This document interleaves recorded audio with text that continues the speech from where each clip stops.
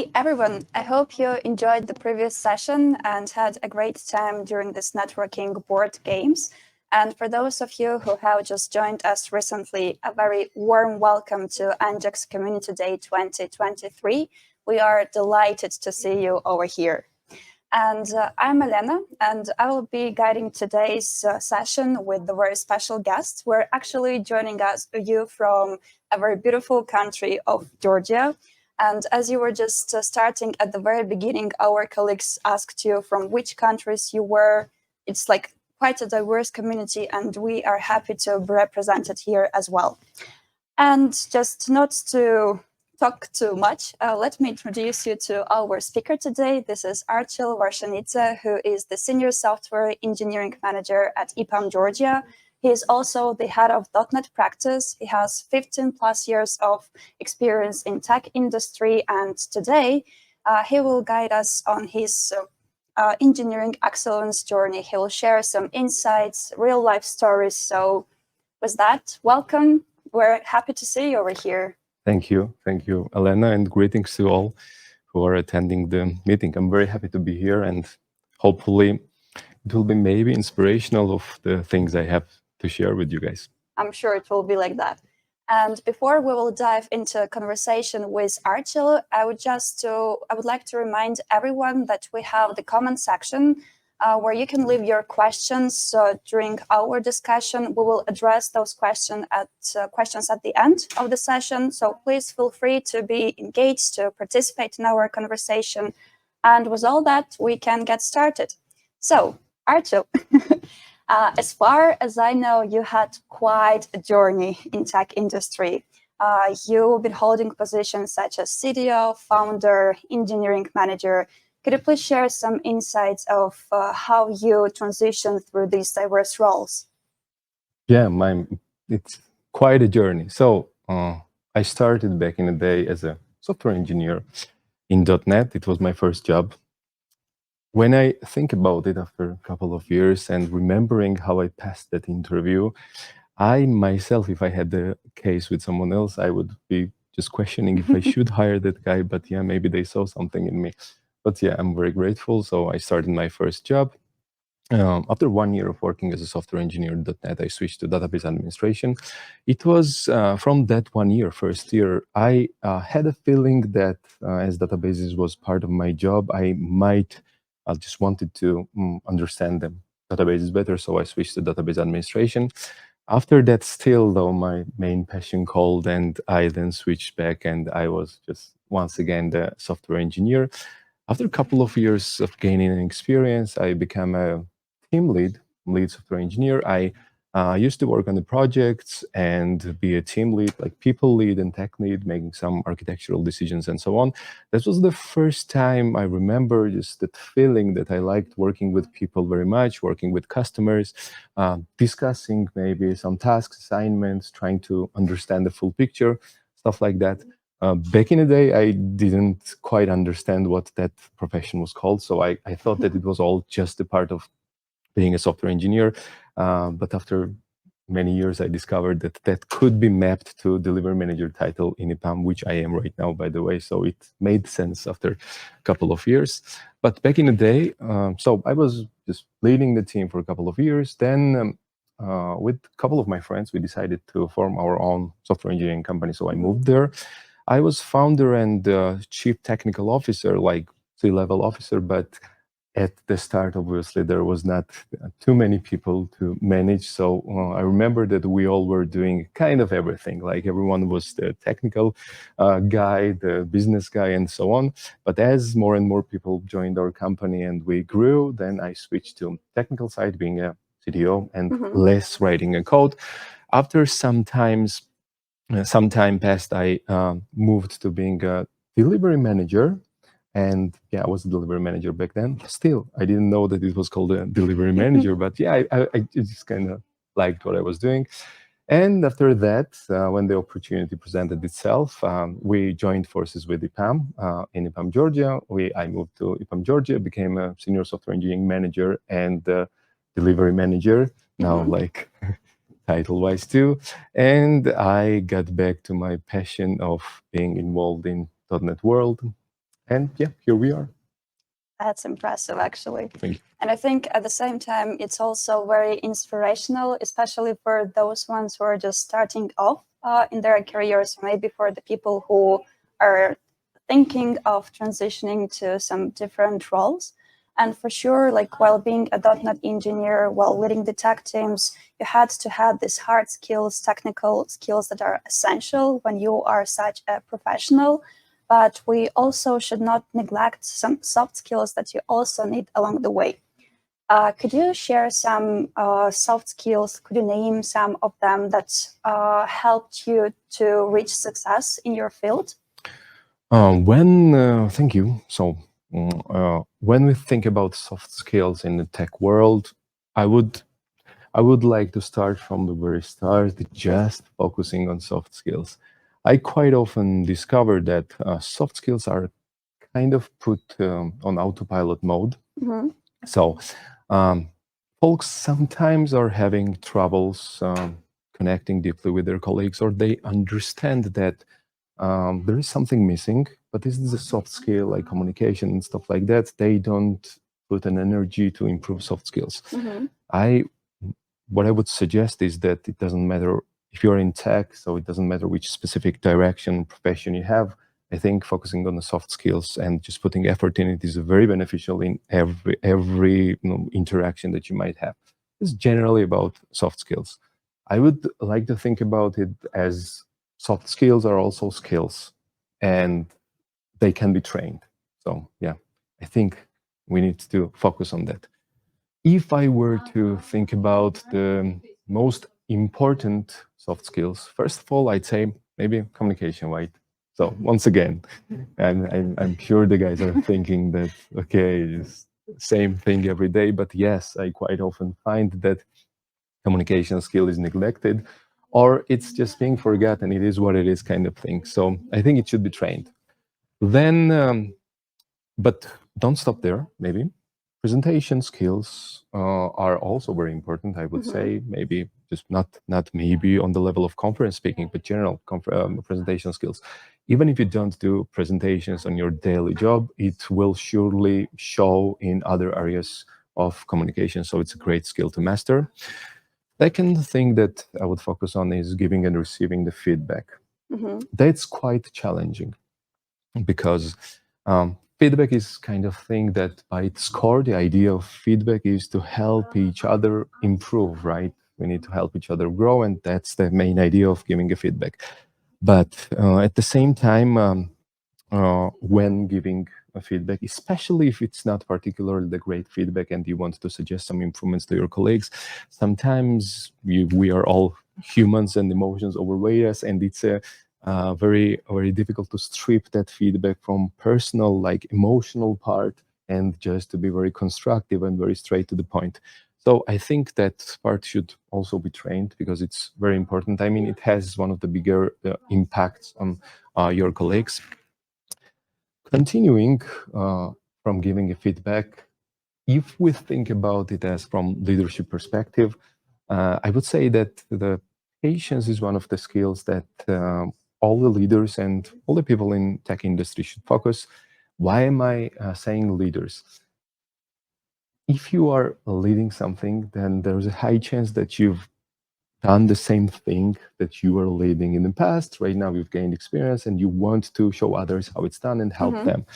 But the thing is that it's a human emotion and human urge and expectation, I would say, that once you share some things with your colleagues, you sometimes expect that they would grasp it immediately. They will immediately follow your advice or guidance and stuff like that.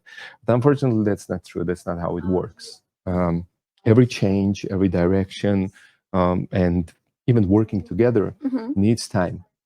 And if leaders don't have that space for patience and they expect immediate results once they share something, it's a path for failure or suffering, I guess. So there is that. I would add here the emotional intelligence because I do believe that there is no technology, tool, or documentation and whatever in the world that could cover the human interaction part and cover the emotions part and so on.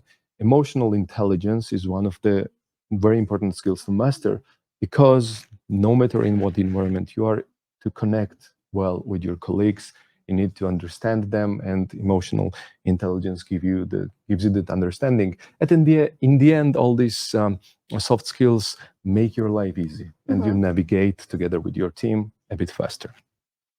Last but not least, one of my favorites would be learning. Learning, not teaching necessarily at this part, but learning.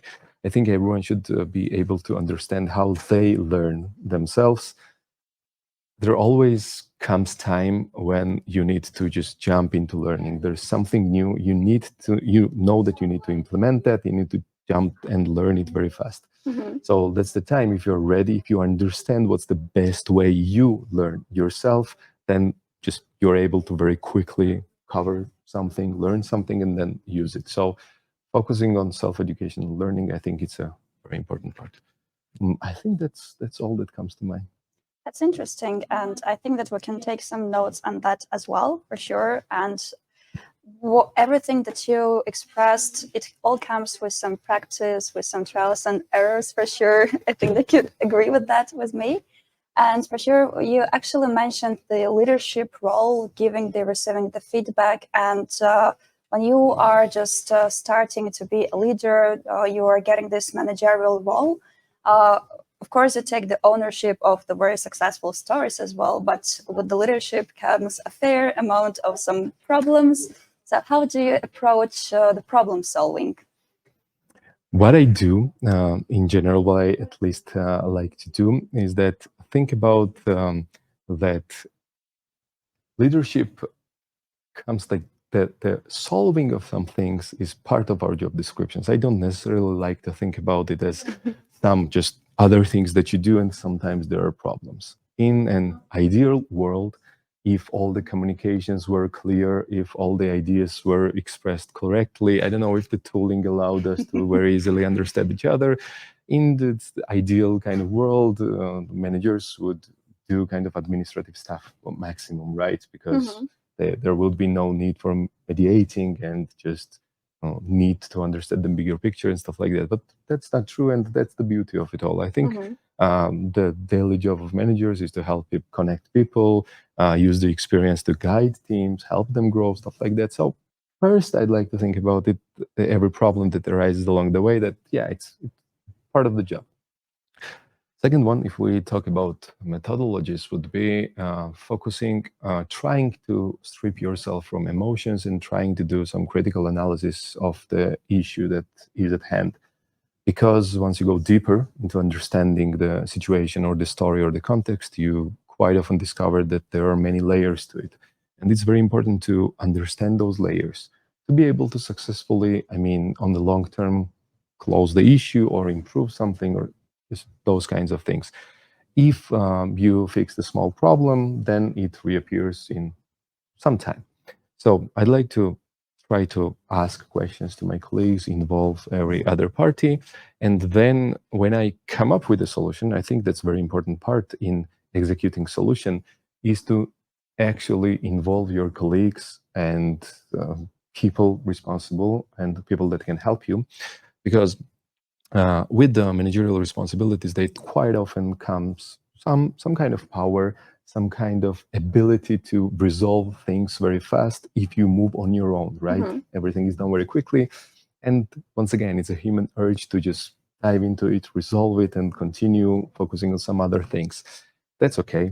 That's understandable in some cases. That's the only way. But in a bigger picture, if you're trying to improve things, improve environment in the long term, if you ask help from your colleagues, you might get a little bit slow at the start. But as the time progresses, you will quite often discover that in some of the cases, less effort from team is required, and the team is able to move through everything much more quickly. So thinking about it and involving actually your colleagues, who at first you might think that might slow you down, is actually a good idea in the long term. And this affects relationships with customers, the delivery, the team members, and everything alike. Yeah, I think those are my thoughts regarding this. So, like from the project perspective, it's like a long-term thing that will work with the teams that they will just strive to make the best things to develop, for example, the web application and stuff like that. So yeah, and as we just continue talking about the managerial roles as an engineering manager, how do you lead the technical teams and how do you foster this environment of innovation and excellence within the team? Innovation is a very good thing, right? So by definition, innovation means there are to our application, there are some new tools, environment, frameworks, tooling, many other things that improve our lives. So main idea of innovation of how I'd like to think about is that reality of it all after innovation is that it should be reflected on your team. If you change something, something should improve. Tricky part though, which I faced myself as I was younger in like software engineering, because this is EngX conference and I'm sure just following the best practices is kind of tricky. And I hope some of the people will understand, especially software engineers, of what I'm talking about is that like it's a tricky part. You always want to implement something new, innovate in your team. But the tricky part is that does it really increase your productivity, quality of delivery, customer relationships, just whatever. So, and it sometimes these all things give you the false feeling that you've actually improved while you're just implementing something new, but it doesn't show at the end result. So it is very important to prepare the ground kind of reports the data. So we cannot innovate without data. I think we should prepare an environment where we can actually measure results of our impact in a short term, in a long term. Because at the end, if numbers are not improving, quality is not improving, overall maybe team mood and environment is somehow not improving, then I mean that innovation can be delayed for some other project or environment. So that's the ground preparation of the mindset that I approach it with. After that, once you've done that, there are people in your team 100% that will support you. So not everyone. What I've discovered is that, I mean, there is a saying, if something works, don't touch it. And it's not entirely false. I mean, it's not entirely false, but innovation and better environment is driven by people who are just kind of risking it to some degree to just try something better. So I think in the team, you should find people that will follow that path with you. And it's always better to do it together. It's specifically very, very true regarding EngX, by the way, very true, that there is no way in world you're able to implement engineering practices alone. It's a team effort. So it applies here too. Yeah, that's definitely interesting for sure. And like you've come a long way to this position, to such an influential role, and you had a lot of experiences along the way for sure. Can you share like any specific experience that played a pivotal role in your career and shaped your success afterwards? Yeah, I can. I'd like to call it the story of incompetence. So this is one of my favorite stories that actually shaped my career. So this happened approximately after I was already experienced for 2 years or 3 years maybe.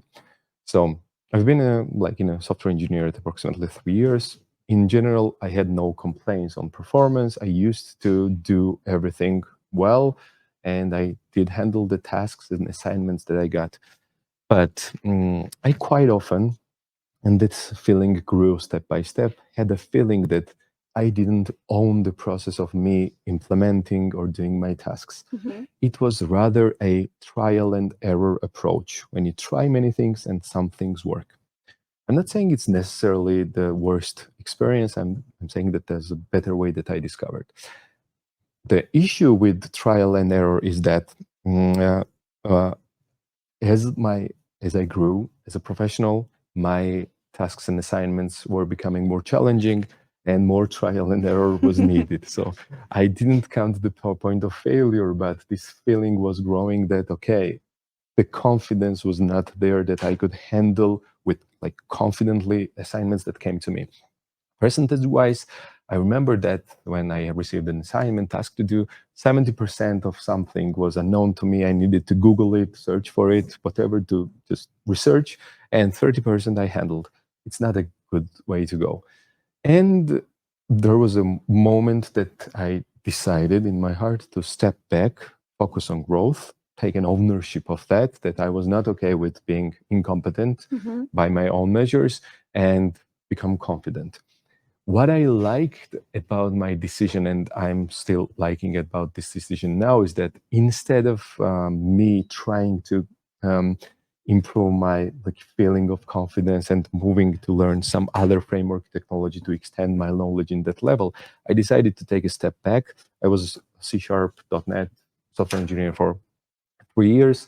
I said I will step back and I will cover the gaps I have in C#, so that way when I receive an assignment, C# part, I can immediately understand everything, and I will need very small research. I remember reading book about, like, it was called Definitive Guide in C#. It was 700 pages. It was not fun at all. That's a lot. It was different from my experience because it was not fun. I said that, okay, I am okay with education not being fun. But as the time, as the time went by, I discovered that, like, I bought Kindle. I was reading at home, in buses, and all the free time, and it just got to me. And after that, for 3 or 4 years, specifically regarding C#, .NET, ASP.NET, MVC was released back then, and all just related disciplines. I read a lot of books.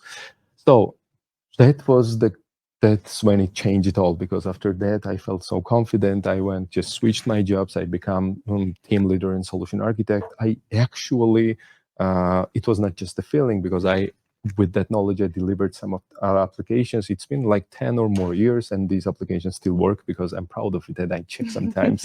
So yeah, I know that this was a good decision.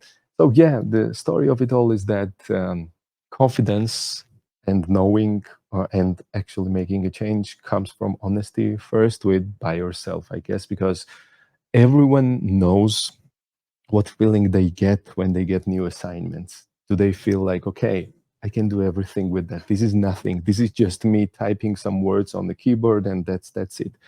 Or you get a feeling that, okay, I need to do a lot of research. So trial and error is not a bad thing necessarily, as I said, and it's part of the job, definitely. But it takes much time, and sometimes it takes too much time. So focusing on growth and actually maybe even choosing the next job or your future focusing on an environment that will help you grow and gain that confidence that you own whatever you're doing. Very good feeling. I would recommend it 100%. So that's when it all changed for me after 3 years of being a software engineer. That's really impressive. And you were making an emphasis on this education and constant learning and filling in the gaps.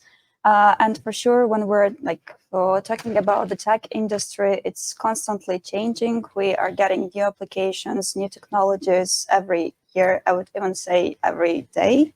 So how do you stay current to all of these trends? Do you have any strategies to that? Do you have any approaches to that? How I'd like to think about that. First of all, education become very different from like back when it's like the 20 years ago, and now education is very different. The best example maybe that didn't exist is like, so what's that? Okay, TikTok, right? Guilty. Yeah, I mean, you would not think that TikTok or Instagram Reels or whatever are the like sources of education. They're kind of feel more like just fun kind of thing, just watching videos. But if you go ahead, start liking just 2 or 3 videos of, okay, let's take AI. We know that just AI is just becoming more and more part of our lives, and it's important. If you like a couple of videos or you watch a couple of videos, there your entire feed transforms into 15-second videos that teach you AI very quickly, give you the links, the information, how, why it happens, why it is, where you can use it, and so on and so forth. So it's very different. You don't need to go a very long way to understand how it works. You can just use the small effort. And not only 15-second videos, but obviously you can open up the YouTube and find 2 hours tutorial on a deeply meaningful insights of what AI is. It's not just about like saying some facts, but going deeper and understanding the source where AI came from and so on. And I believe this is related to many, many things that we do in our daily lives. So education part became a little bit easier. Now we need to focus on mindset part or attitude, I guess, so that you actually put time in that education which is accessible. um, so from that perspective, I mean, I understand that it's not like constantly we cannot be performing on our 200%, spending like productive day at work, then family, friends, and finding much time to educate yourself and giving its hours. That, I mean, I don't think that it can be done obviously when you need it, but it cannot be constant. What I like to think about is that in reality, you don't necessarily need to just go into full educational cycle when you hear about something new. I believe that understanding the value and idea behind some new technology so that you are able to make connections where it can be usable in your daily life, so that when the time comes, when the situation comes in your life, that you see some gap and you think, okay, that's the thing I'm going to use. If you are in that place, that's already enough to put you in a growing state. Because once that time comes, and if you are able to connect that, you will jump into learning, which we've discovered and discussed a couple of questions ago, that you need to understand how you learn, and you don't go immediately and go into details and deep learning. So I think having understanding of many technologies on a not very deep level, just ideas, is the way to go. And you don't need to do this alone. That's the amazing part of it. So we right now are even talking about EngX community, and many amazing speakers share the details of how they go through just everyday challenges or some innovations, new things, new ways to do things. So being part of community is also amazing, because the like-minded people give you not necessarily the training on some specific things, but the ideas of what you could focus on, just the ideas. And then you go ahead and turn those ideas into reality, and you focus on them. And I think that's beautiful. That's definitely, I couldn't agree more on that. I would just like steal a few moments to talk about the EngX community itself too. If among our viewers, there are some people who are not yet involved in EngX community, please feel free to join us to the community that strives to excellence, where you can share your knowledge, where you can grow as well in this part and be among of, like, as Archil mentioned, like-minded people. We have a lot of locations: Latam, India, Baltic states. We also have in Turkey and Georgia. So please feel free to join our communities as well. And actually, at the very beginning, our colleagues asked you the question, how do you define engineering excellence and what EngX is itself? So I would like to address this question to Archil as well. What is your take on EngX? I would not dare to go into some deep, definitive explanation, because there have been some amazing talks today that describe that. I would tell you my story and my personal take.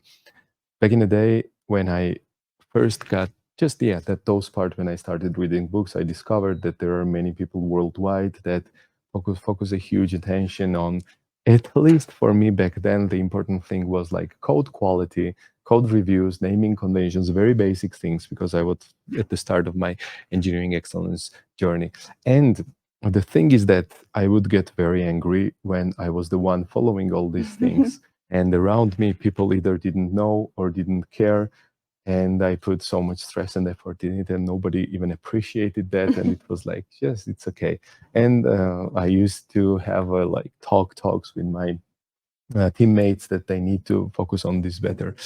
And as the time passes, so that's very important. But for me, engineering excellence like fully transformed after many years when I understood that the coding part is just a part of EngX, and EngX is much bigger than just software engineering part or defining the perfect stories in like Jira or any other tool or having the documentation for QA. It's first of all how it all works, but most important aspect of it all is that relationships between colleagues, the human part of everything is also the part of EngX. That's why it's a constant effort and it's done by the team. And the second important part after something like being done by the team and it needs colleagues, the second important part, at least for me, was that it's not something that you do one time and it's implemented. Because that's how I thought back in the day, that just I would define my perfect code styles and forever, as the long as application lives, everyone would follow those disciplines. But it's not like that. In reality, just we are all human. We are not some mechanic creations. So we sometimes go into different directions. There's a deadline. Sometimes we need to hurry. Sometimes, unfortunately, we don't have the capacity to follow all the practices, and we try to make something quicker, and that's okay, that's acceptable, because EngX is also the constant process. It needs to be monitored and effort needs to be put in improving it. And if the team just puts constantly an effort, EngX level will stay high. It's never like the switch on off switch that something is implemented or not. It's a constant effort, and that's how, at least I think, EngX is implemented the best way, to just think about it like this. Thank you very much for sharing the insights on that. And basically, what we have over here is that we've talked about EngX, we talked about the approaches that how you tackle the problem solving, your insight on different aspects of your career. And the thing is that when you are coming into such a long way, for sure you have the motivation, and for sure there should be some rewarding moments along the way that make you happy, that make you feel that you achieved something. So can you name any like specific rewarding moment that stands out for you? I think I can. There's one thing that comes to mind, and I will share that, but the interesting thing when I think about it is that most rewarding moments that right now are the most precious and important to me, and I'm proud of them. At the time when I was doing that something, it was kind of challenging. It took effort. It took my focus or something like that. So in reality, I see that most rewards from your efforts come later. That's my experience. They almost never come immediately. They are just delayed and delayed. And like focusing on that process is kind of, if you train yourself, I mean, it's a philosophical, I understand, but that's how I feel. If you train yourself to get pleasure from the moment or reward while you do the work, it's like, it's a very, very good experience at that time when you don't have to wait for years. But the most rewarding for a moment for me, connecting past and current, would be today's event, meeting with Scott Hanselman, right? So you might know that one of the guests today will be Scott Hanselman, Microsoft's vice president. And back in the day when I said that I started reading books, one of the guys that I followed online and just read the books and followed the blogs and listened to him was Scott.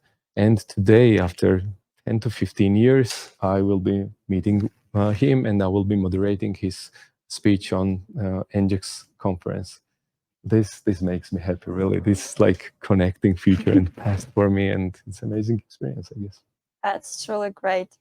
And actually, like when you're talking about your profession, how you've been coming through your career, through your path, like you seem to be very passionate about that. And like I think this will inspire other people just to dive in more into details of today's speech and just to discover something new, like the behavioral statistics, how to think about the education, how to think what you need, and to ask yourself what you need itself. So yeah, from my side, that's all with the questions. Thank you very much, Archil, for being my guest. And as I was mentioning at the very beginning, our viewers can also ask you the questions. So if you have not done that yet, please include them in the comment section or ask them in the Q&As. And before we will dive into the questions of our viewers, I just want to ask one more thing. Right. You were when you were talking about the education, you were saying that you read a lot of theory, a lot of books, but also should be some practice. And as far as I know, there is like a bit of a how to say that there is like an ending fight between theory and practice, that you learn only by doing something, or when you are just reading the theory, you're not acknowledging the things. What do you think about that? How I'd like to think about that, it's a bit controversial. Some of my friends don't agree with me too much, but I think we need to understand what practice is and what theory is when we talk about software engineering. I personally believe that practice in software engineering partially comes to typing the words on the screen. So I come from software engineering backgrounds that I focus on software engineering. So comes from typing the words from the screen, because unlike, for example, music, that's just one of the examples. You might know what to do, but you will find that your limbs, your hands just don't follow what you thought in mind. But in software engineering, if we think about that, if you have something in mind, there's a very big chance that you will be immediately able to write something on the screen. So I think practice in software engineering is having everything imagined even before you start typing. And I think for that to work, you need great deal of theoretical education, because at least for me, that has been my experience always. When you just gather the information and then start to write something instead of trial and error, you get faster results. So that could be one of the defining differences. It's implementation speed. So I'm really a big fan of gathering huge amount of theoretical knowledge, because we as humans don't use every piece of knowledge that we've ever read. It's only subset. So in case your overall knowledge is in theory too big, then you will be able to very quickly use even this small part of it will be substantial. I understand that many of the viewers would not agree, because, for example, the configuration parts always come in mind when there's something is different with what was written in documentation, and in real life it's different. I understand that, and I do think that yes, in these kinds of scenarios, you need the specific knowledge and practical experience, because theory sometimes is not right. But I would say that in software engineering, especially in learning the syntax, learning how things work, first of all, you should focus on understanding how it works in mind, and only after that, start typing. Long term, I believe that it gives great results. Thank you. That's very interesting to hear. And we actually have one of the questions over here. I can't find words to express how beautiful and cozy EPAM offices are all around the world. And shout out to Georgia EPAMers. Thank you very much for that words, definitely. Thank you. Yes, and by the way, like, do you usually come to office or you work remotely? What do you think about that? So I quite sometimes come to office. So when it all started, so IMPAM is remote by design, so it was never necessary to come to office. So at first, so during that pandemic times, we used to stay home, and at first I found it very comfortable to stay at home. But as the time passed, I feel the need to talk to my colleagues, because meetings are not enough to discuss some personal things and connect with colleagues. Because first of all, I like talking to people, and just I get some inspiration from that. And second of all, um, some new ideas don't necessarily come when there's an agenda to come up with some new ideas. Like that space when you meet somebody in a hallway and you discuss something new, that's beautiful. So I found that there are some days that I want to come to office, talk to my colleagues, maybe physically meet in some of the meetings, and if not, I tend to stay at home. So it's a hybrid mode for me, and yeah, hybrid mode I discovered that works best for me, depending on the mood that I am that specific morning. I think that's now how this luxury to work in hybrid modes, just to work from very comfortable home or just to come to office and socialize with the colleagues, Yeah. the ones that you see only from screen. So it's like really essential part, I think, and I could not agree more on that as well. We have another questions. What is your biggest passion except your daily work? If it's in so not in like software engineering tech, it's music. Yeah, I thank you for that question. I promise that I didn't write that question myself. But yeah, it's music, because music is beautiful and I play a couple of instruments and it's very relaxing time for me. Especially, I would say that playing music forces me to stay off my computer and my screens, and it's a great help when I need to relax and stay off my screens, because around me there are always the screens, and sometimes that push a little bit from sitting behind an instrument helps you to not focus on screen too much. And what instruments do you play? I play drums and guitar, but my latest passion was drums. And by the way, I will share this, that I used the same approach in learning drums, playing drums, that I used back in the day in learning the theory. When I started playing drums, I just didn't just. I can't imagine how you do that. I didn't start hitting random stuff. I went back and started learning the most boring musical theory. I'm not an expert. I'm not a professional, but still, I started learning the music theory, and really, I'm not. Really, it helped me understand the music better because I knew the theory. That's why you can always, when you see someone playing drums, you can, yeah, they might play drums good, and that's very good. But the question is, do they, or self-check, of course, do you understand the context, the musicality, the situation, what happens within that song? That comes from theoretical education, because when you learn something, even in music, it all makes sense just very easily. So yeah. And I think that you could make some connection with that too, because recently I was watching some YouTube videos about playing drums, because I was into that for a little while. I just can't do that at all. But still, there were musicians who were playing in one band and they were listening to the music without the drums. And then they had to play the drums in that way. And I think this could be connected in some sort of way into managerial part as well. It could be connected with like writing the codes too, because one person can write the code in one way, but if you give the same task to another one, he can come up with some different solution. So I will dare to assume what you're talking about. Dare to assume. It's one of the recent videos where Chad Smith from yes, Red Hat. that's I guessed that. Yes, I guessed it. That's an amazing. That's one of the. When I was saying that example, I said, okay, just Archil, don't say it. But well, as you started it, I'm gonna go through it. So yeah, if you are interested in music, Red Hot Chili Peppers is Chad Smith on one of the videos plays 30 seconds to Mars's drumless tracks, and he immediately comes up with the solution.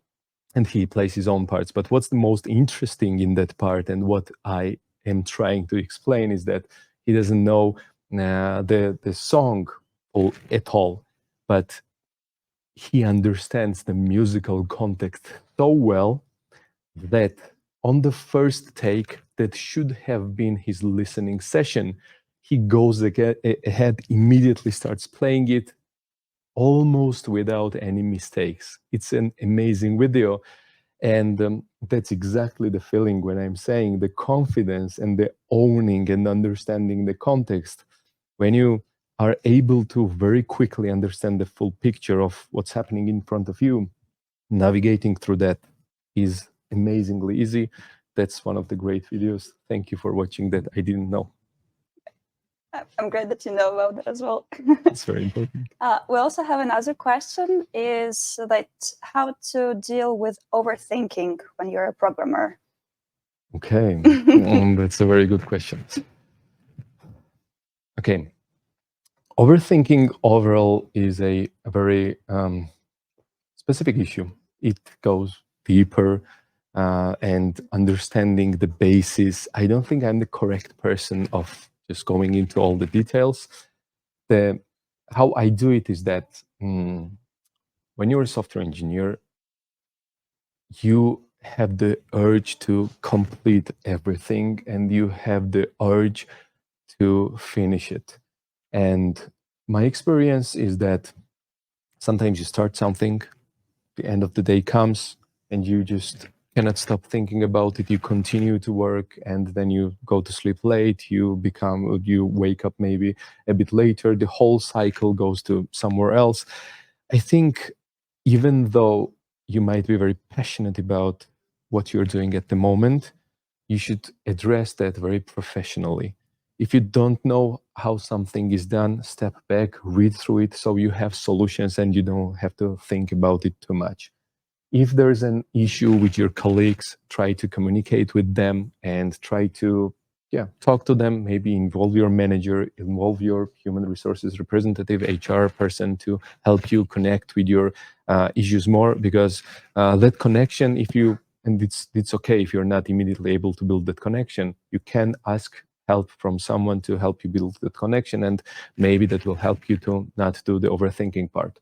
And third one, think about software engineering. As much passionate as you might be in that, it's still a profession, it's a job, and there should be some healthy boundaries where the work starts and ends, when your personal life begins, because at the end, if it's all mixed and messed up together, it affects your personal life, it affects your professional life, and so on. So don't be scared to set some healthy boundaries and trying to leave the work on the workplace, go home, spend time with your family and friends, refresh, and then come back stronger the next day to tackle the problem together with your colleagues. And just, if we have just a couple of seconds, sometimes what I discovered is that even though our software engineering disciplines, Scrum meetings, daily meetings, especially because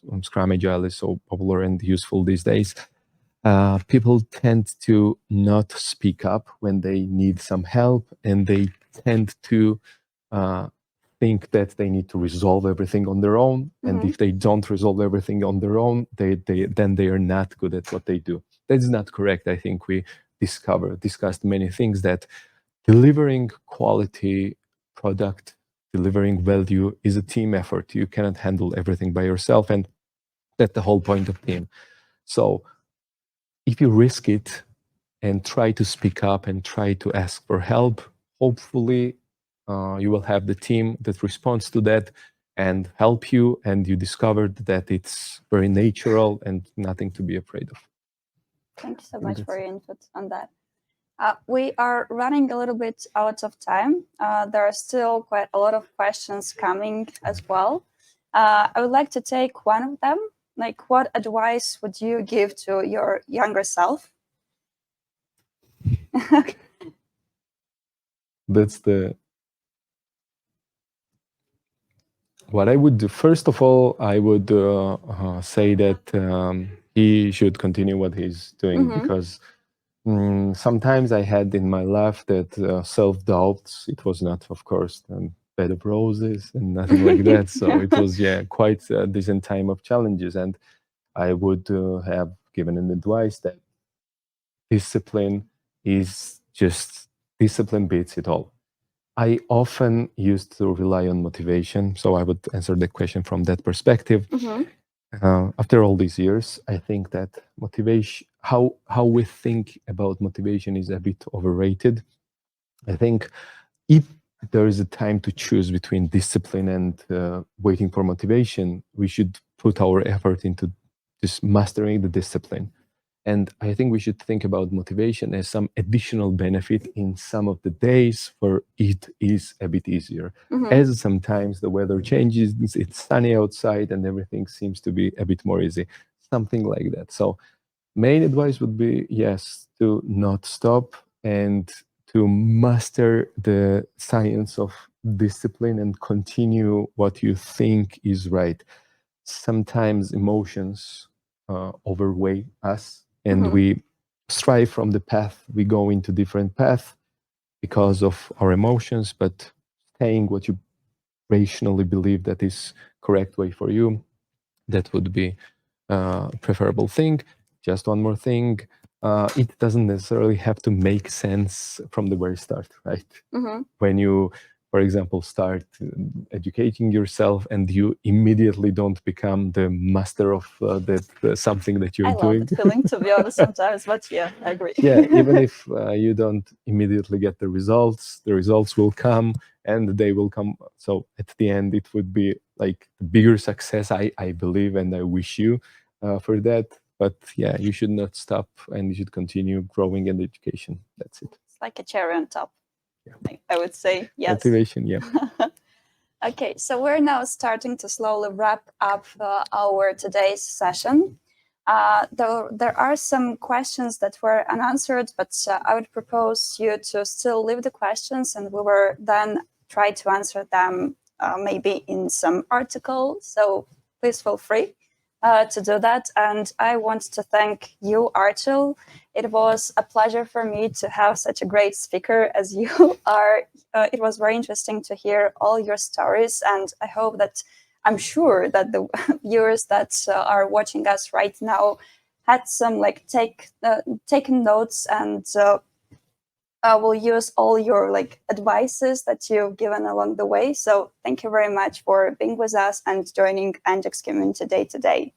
Thank you very much. Thanks for having me. It's a pleasure to be able to express the thoughts that you had. So thank you very much. Thanks for the viewers that are staying with us. Yeah, and for sure, thanks for the viewers for staying with us. First of all, for joining us, staying with us through the whole session itself. I would just, again, encourage you to join EngX communities, whether, for example, if you are in Georgia, you can reach out to us, you know our faces already, so we can help you with that definitely. And as I mentioned, we also have the EngX communities in different locations, such as LATAM. We have them in India, Baltics, Turkey, and basically, yes, this is the great space where the engineers can thrive, where they can have the best practices, whether they can just share their knowledge between each other.